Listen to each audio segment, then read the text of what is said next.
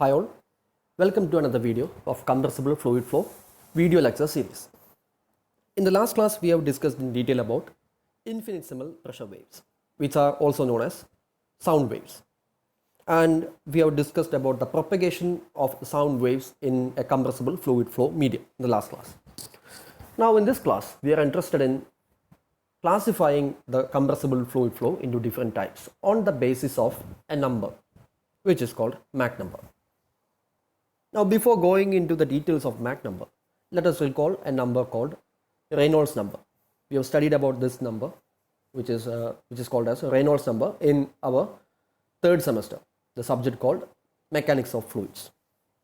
The number, it was a non-dimensional number, and it was used to classify incompressible fluid flow into laminar flow, transition flow, and turbulent flow. Just like that, we need to classify our compressible fluid flow also on the basis of the number called Mach number. Now, let us see what is a Mach number.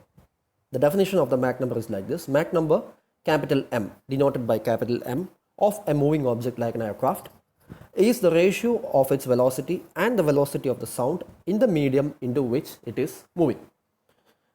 This is actually a ratio.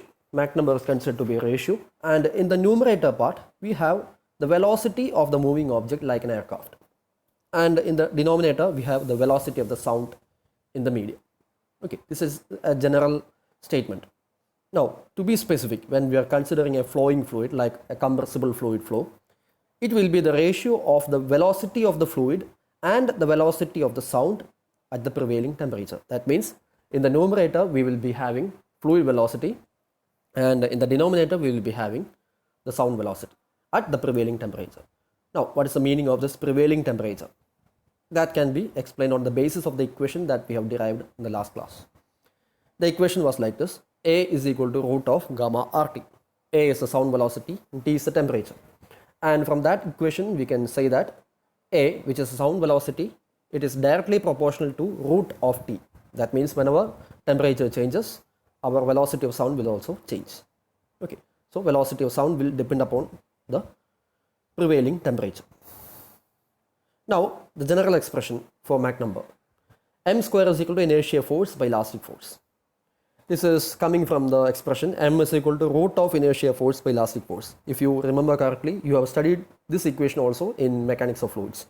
It was explained in the topic non-dimensional numbers. In our dimensional, yes, I think it was in dimensional analysis. Okay.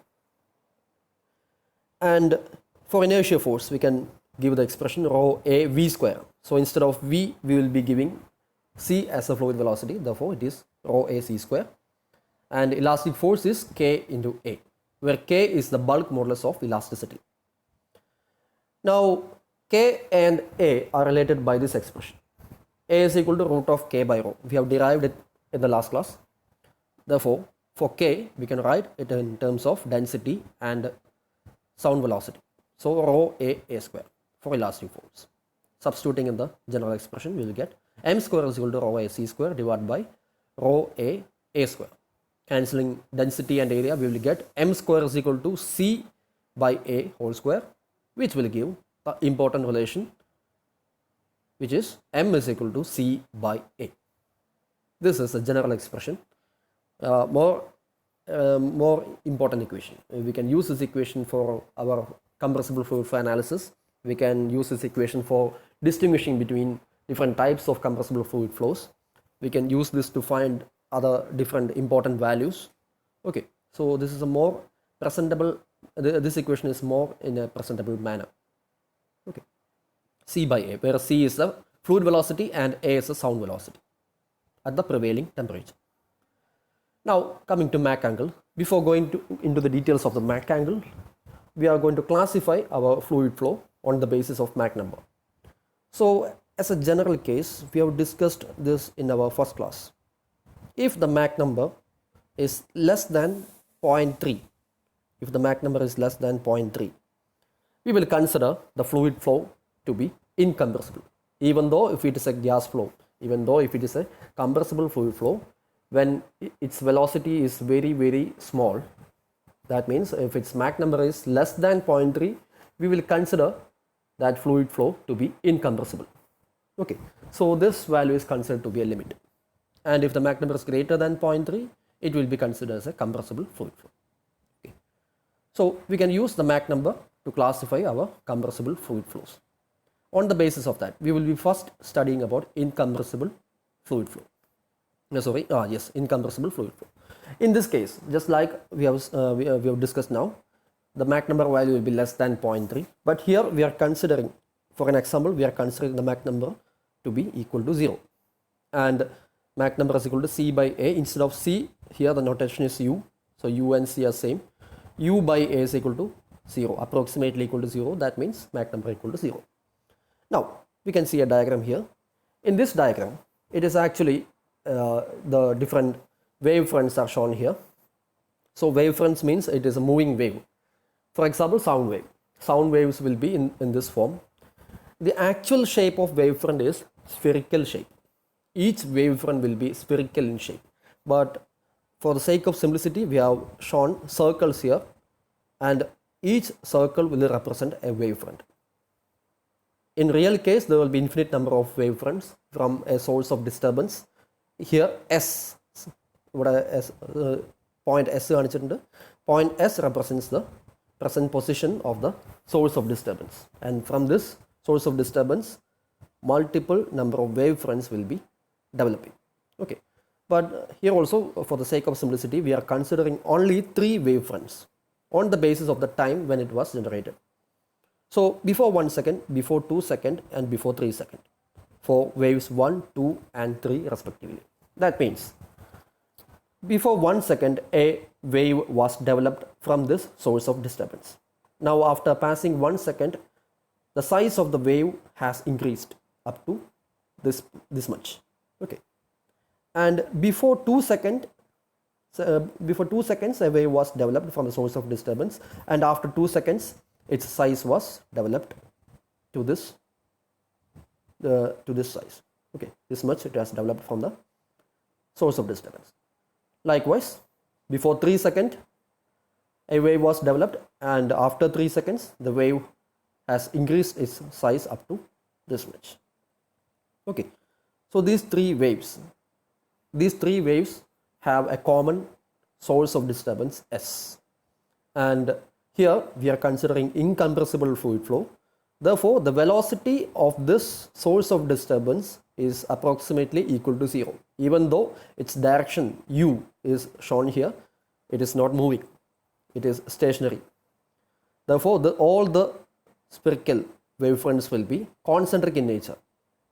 Their front views are showing as circles. All these circles will be concentric in nature. Okay, this is the case of incompressible fluid flow. Understood. Now we will look into an example. This is actually the result of an experiment. Here, the source is moving, and all the wavefronts which are developing from the source, they are increasing their size, like shown in this animation. Understood.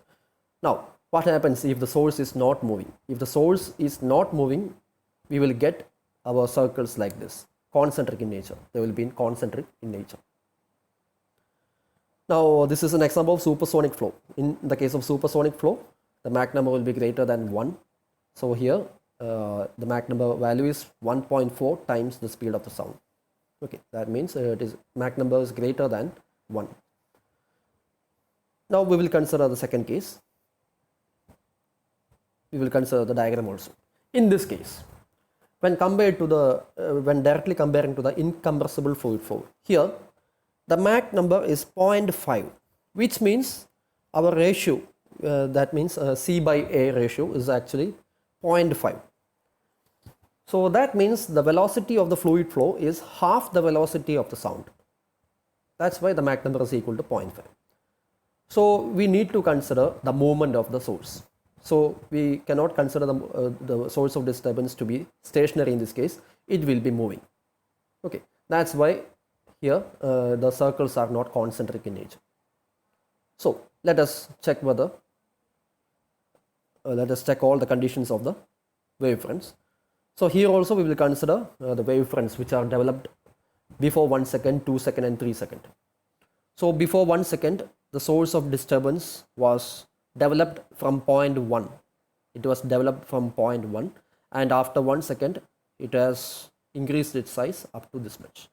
Okay, and before 2 seconds the source of disturbance was at point 2, and after the passage of after passing 2 seconds its size has increased up to the second circle, and before 3 seconds the source of disturbance was at point 3 and it has increased its size up to this much. But now what is the current position? Currently our source of disturbance is at S. So S denotes, the point S denotes the current position of the source of disturbance. Okay, if you are looking into the diagram correctly, the source of disturbance will be always inside these circles. It will not surpass, or it will not go outside the circles in any way when the Mach number is considered to be 0.5. And this type of flow, this is obviously a compressible fluid flow because the Mach number is greater than 0.3, but it is less than 1. So we can say that the Mach number value is between 0.3 and 1. And this type of flow is considered to be subsonic flow. Subsonic means Mach number is always less than 1, but it is greater than 0.3. Okay, so that is the case of subsonic. Okay, so it is observed that the wave fronts move ahead of the point source and the intensity is not symmetrical. We can see it is not concentric. That's why it is shown like this. The intensity is not symmetrical. Okay, wave fronts will be traveling ahead of the point source. That's why we have discussed that the source of disturbance will be always inside the wave fronts. Now we are moving to the next case, sonic flow.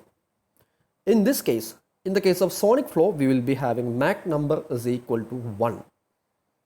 Okay, this is a peculiar case because when the Mach number is equal to 1, we will be having C by A, the ratio C by A is equal to 1, which means C is equal to A. That means the fluid will flow with the velocity of the sound. This is the case of the wave fronts generated from the point of disturbance.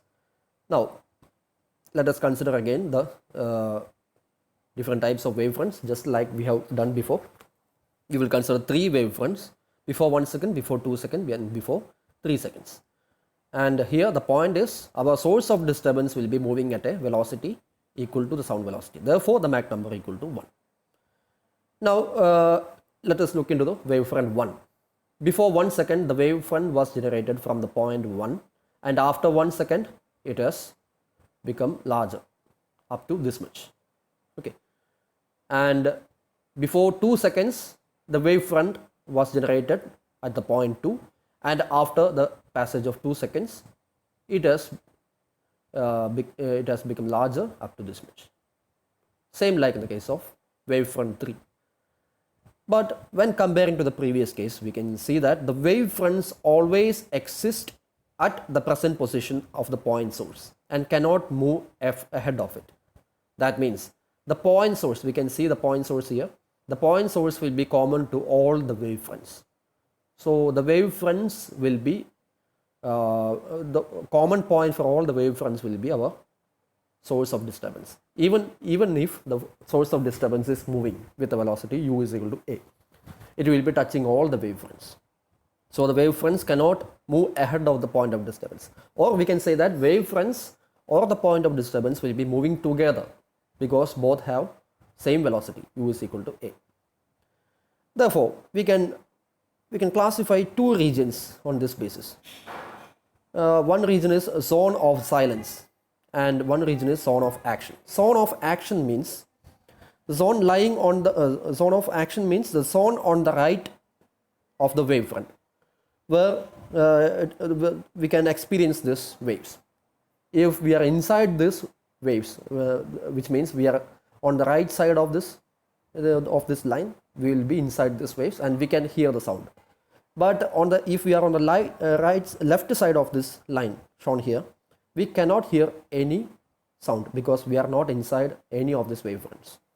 Okay, so this region will be known as zone of silence, and the zone on the right side of this line is known as zone of action. So zone of action and zone of silence. Okay, This is the case of sonic flow. So remember, sonic flow is in the case of Mach number is equal to 1. Now moving to the next case, supersonic flow. This is a very interesting case because supersonic flights are a very interesting topic, and we are always interested in crossing the sound barrier. Sound barrier means if we are crossing Mach number equal to 1, it is actually considered to be the limit, because at that point we will be having the fluid velocity is equal to the sound velocity. So it is considered to be a fluid barrier which is very difficult to cross. Okay, so supersonic flows are very interesting when we are considering all those aspects. Now the figure shows a supersonic flow model, and here also the point source is assumed to be moving towards left side, but it is moving twice the velocity of the sound. That is the main difference between the previous cases. Here the Mach number is equal to 2. That is because our ratio C by A or U by A is equal to 2. That means U is equal to twice the value of A, which means our fluid velocity will be twice the value of the sound velocity, or our fluid velocity will be greater than the velocity of the sound. This is supersonic case. Okay, greater than the sonic velocity, greater than the sound velocity. That is the meaning of supersonic. Now the waves are generated from the position. Here also we will be considering 3 waves which are generated before 1 second, 2 seconds and 3 seconds from the point of disturbance. But here the point of disturbance is traveling with twice the velocity of the sound. That's the main difference. Now when comparing to the previous cases, we can see that the point source is always ahead of the wavefronts. The point source S shows the current position of our source of disturbance. It is always ahead of all the wavefronts produced by produced when the source of disturbance was in 1 second, 2 seconds or 3 seconds. Okay, so it will be always surpassing, or it will be always overtaking all the wavefronts it has produced. And on the basis of this, we can draw the diagram like this. So here center 1 represents the position of the wavefront before 1 second, and the first circle represents the current position of the wavefront which was generated before 1 second. So we can also see the wavefront which was generated before 2 seconds, and we can also see the wavefront which was generated before 3 seconds. Now we can draw a tangential line, or infinite number of tangential lines to all these wavefronts which will be touching a common point, which is the source of disturbance. And all these lines, remember we are considering the side view of these waves. That's why it is shown as they are shown as circles in this diagram. Actually in the real case they are spherical shape. So when we are drawing infinite number of lines from the point of disturbance, all those lines will generate a cone. A cone will be generated. A conical surface will be generated by all those lines, by all those infinite number of lines, and that cone is called Mach cone. So Mach cone is considered to be the tangents, is produced by the tangents drawn from the point S on the spheres, and it will define a conical surface which is referred to as Mach cone. Now let us see the same example we have seen before. Here it is a case of a supersonic flow. That means Mach number is always greater than 1. Here in the example we have the Mach number equal to 1.4. So like we have discussed before, the point source is always moving ahead of all the waves it has produced. Okay, so here we can see the Mach cone also. Mach cone, we can see the conical shape which is generated by this moving source of disturbance. Now another example. In this example, initially the point source was not moving, and gradually it is acquiring some velocity, and gradually the velocity is increasing also. It is accelerating, and the flow is changing from incompressible flow to subsonic flow. Now it has reached to the sonic position, and now it has reached the supersonic position. Okay, so this diagram clearly demonstrates the variation of the flow from the incompressible nature to compressible nature. Also the variation of the flow from incompressible flow, then to subsonic flow, then to sonic flow, then to supersonic flow. How these variations will occur, that can be well demonstrated by this diagram. Okay, this is in this case point source is emitting wave fronts while increasing its velocity linearly with time. For the short time, the Doppler effect is visible. Here the Doppler effect means Doppler effect can be considered as the first case or the second case, when the wave fronts will always be overtaking the point source. In that case, it is considered as a Doppler effect. But here, for short time, Doppler effect is visible, but after some time, Doppler effect is vanished. Okay. When U is equal to A, we can hear a sound called sonic boom. That means when sonic flow is reached, there will be a crack sound, or a heavy sound will be audible. That is called sonic boom. And when U is greater than A, or C is greater than A, Mach cone is visible. In this case, we can see the Mach cone. Okay. Now we are coming back to our Mach cone. Now we have drawn the Mach cone. All the waves are confined to region within Mach cone in the case of supersonic flow. Therefore, it is referred to as zone of action. Here, the zone of action will be inside this Mach cone. The sound will be audible only inside this Mach cone. Outside this Mach cone, it will be zone of silence. Okay. And waves do not reach outside the Mach cone. Therefore, the zone is called zone of silence. Now, there is a semi-angle for the cone. Semi-angle means this is the total angle of the cone. Okay. Take the half of this total angle of the cone, that will be the semi-angle. That angle is called Mach angle. And we can find the Mach angle from a triangle considered from this Mach cone, from this front view of the Mach cone. So this is a right triangle, this is a right triangle. Take the sine alpha, alpha is the semi-angle of the cone. Take the sine alpha means this value divided by this value. So this value is 3t. The point we can take from this. This is 3t and divided by 3s. So 3t divided by 3s is a sine alpha. Therefore, alpha is equal to sine inverse of 3t by 3s, which is equal to sine inverse of 3t is actually the distance traveled by the wave. Okay.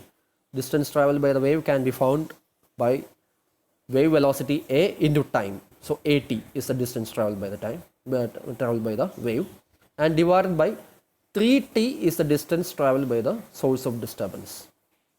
Okay, 3t. So distance traveled by the source of disturbance can be found by U, which is the velocity of the disturbance, into t. Okay, that is the distance traveled by the source of disturbance. So sine inverse of AT by UT, we can cancel t and we will get sine inverse of U, sine inverse of 1 by U by A, which is sine inverse of 1 by M.